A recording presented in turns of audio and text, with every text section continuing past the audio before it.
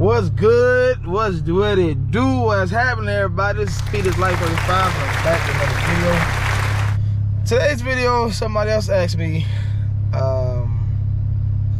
comment stuff. Hey man, what do you think about the new twin turbo 6 that's coming for Dodge, Chrysler, Jeep vehicles versus the V8 that's in your Scat? Well, I always start off telling them it will never have the sound of a V8. You know, they're just, you can't beat no V8. V8 sound good no matter what the size is, whatever, like 5.0 Mustangs and the 6.4 Scats, and the 6.2 SS's the Chevy makes. It's a V8. They sound damn good, but I can't never necessarily say that twin turbo 6 or a 6 can never have the performance of a V8. Then you would be blind, because we live in a time of day now. Anything is possible. Anything literally is possible in these time days. You got Ford bankers that's making powers of V8s and stuff. You know what I mean? Shoot, I wouldn't doubt if somebody made a 2-cylinder out there somewhere. Like rotary engines and stuff like that. They making good power. You know what I mean? They make, even though they're a whole different type of motor, but 2 and 3 rotary, man, making, doggone 1,000, 1,200 horsepower. That's just the type of world we live in today, So anything is possible. But like I say, they won't ever have the sound. Now, there's some pretty good sounding V6s, as we know of, like in Nissan. Nissan, they 6, it's a twin turbo 6, but it's a V6, not an inline 6. But it sounds pretty good, It's a 3.8. It's a pretty good size V6, but it sounds pretty good. But performance-wise, we all know about a GTR, man. A GTR is not nothing to be slept on. It's a badass car, The new revised version 2017 is up to like 565 horsepower and 463 pound-foot of torque, something like that. So anything, like I said, you can make good power. Anything, like I say, with forced induction. Now, here's where stuff get a little bit out of hand. People think just because you got a V6 or a V8 or whatever, V6s, they say, like the famous saying, there is a replacement for displacement. Not necessarily true. The only way you will be a replacement for displacement is you're going forced induction. And you know what I'm saying? It might become like tight tolerant fit issues, all because you have what's that, like, say if you're trying to squeeze a V8 or something, you don't have enough like engine bay for it, something like that. So your next best thing for you to do is to go forced induction. See what I'm saying? Which you'd probably make double the power, right? But just naturally aspirated, if you just take twin turbos or like turbos or supercharger off and let it, like a V6 or a V8 just go naturally aspirated, cubic inch is going to win all day on that. Like I said, that's just how it is. Like I said, the more air and fuel that you can fit inside the cylinder, the more bigger the boom will be, which means the more horsepower you're going to make. See what I'm saying?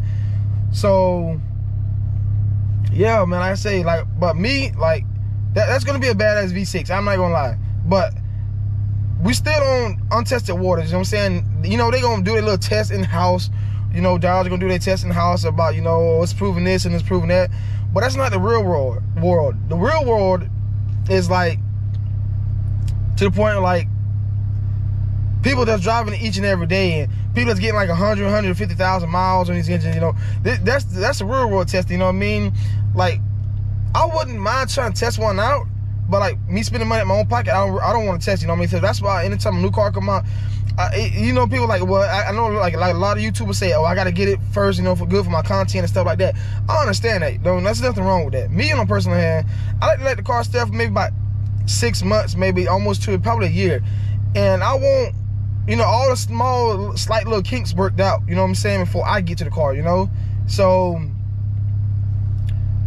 by the time I get there, you know what I'm saying, they got all these recalls and stuff like this, and no, let's go ahead and get that all worked out now. So when I get mine, it's already been corrected, you know what I mean? I don't feel like having my car go on for a couple weeks, months, whatever, for y'all to fix the problem, fix the issues, or something catastrophic happens, engine blows, something like that, you know what I mean? But yeah, man, like I say, man, I'm all for it, man. I hate to see the Hellcat engine go. I really do. I wish they could continue to make it, or just even to the point sell it just still as a crate engine. You know what I mean? Where you can still even want to take the twin turbo 6 out, a V8 swap. You know what I mean? Something like that. That's what we would like from Dodge. That would be pretty good. But far as I see it, man, like I say, why, if that's the case, then if y'all want, I understand, you know, we all about cubic inches, you know, stuff. That's all we natural aspect. That's what we make good power. But why can't Dodge, you know, release something from the forums? Which I know I've been hearing stuff about it, you know, about I think the guy name on YouTube is RT Life. And you know, Dodge supposed to be coming out with these performance packages. Like if you got I think Hemi, a Scat Pack, and a Hellcat, you can add like headers to it, cam to it, and all the work is done in house. And it will keep your factory warranty to it. They will still warranty the car as long as they do the work. But if you already got a tune and stuff like that, you can't get it done to your car. See what I'm saying? So that's kind of the reason why on my Scat 2 I've been hesitant to really touch it. You know what I mean? So I mean, like I said, but I know with them, they're not going to give you that kind of power level that I'm really going for on my Scat. You know what I mean? But hey, like I said, man, these next couple months, man, while I still stack money up or do whatever, and try to get some. Maybe they'll go ahead and release the numbers for the packages. I think it's gonna be like 4 or 5 different packages you can choose from. So I said, if it comes to it, man, I just run one of those so I can still keep my warranty if anything happens, you know. But not enough about that. But yeah, like I said, man, I'm all for it, man. You know, I understand, you know, EPA is coming down on them pretty hard. You know, the cars got to meet certain fuel efficiencies or whatever, and a lot of people trying to go, you know what I'm saying, the Tesla route as in being electric or whatever, which I understand, you know, Tesla motors make instant torque, you know, yada, yada, yada. But just, I don't know, man. But a lot of people, what they do, they talk about the Teslas, about how quick and fast it is, which I get it, you know, they fast, it's instant torque, you know. But one thing about them that I don't like is they're quiet, they don't have any sound to them, and they're super heavy.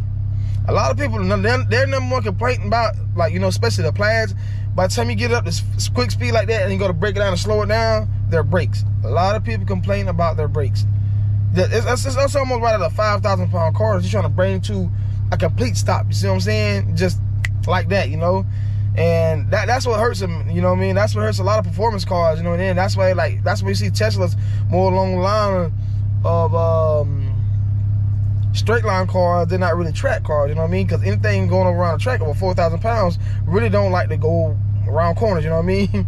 But unless you all-wheel drive or something, but still, then you don't get a lot of body roll. But yeah, for the most part, that 6 though, like I say, man, that 6 been over 500, man. That's gonna be a very competitive 6, man. There's no other V6 that I know on the market right now that I can think of off the top of my head, besides Nissan, that's producing over 500 plus horsepower. You know what I mean? So, hey, I'm all for it, man. You know, run game. You know what I mean? But y'all Scat engines, you know, it's kind of like that's like, it's like shooting yourself in the foot like Dodge, right? So when they came out the Hellcat in 2015, right? The reason why the market for Vipers and stuff stopped selling, because you made a car that can compete with your top tier car, and they don't understand that you went from which I get, you know, 645 horsepower V10 to a 707 horsepower V8, right? Cool. But that car there, 700 horsepower for less than what you get, like 20, 30, 40,000 dollars cheaper than what you can get a Viper for. You see what I'm saying? So they don't understand that, you know, and that's what hurt. That's what shot the Viper and that shot themselves in the foot, the Viper.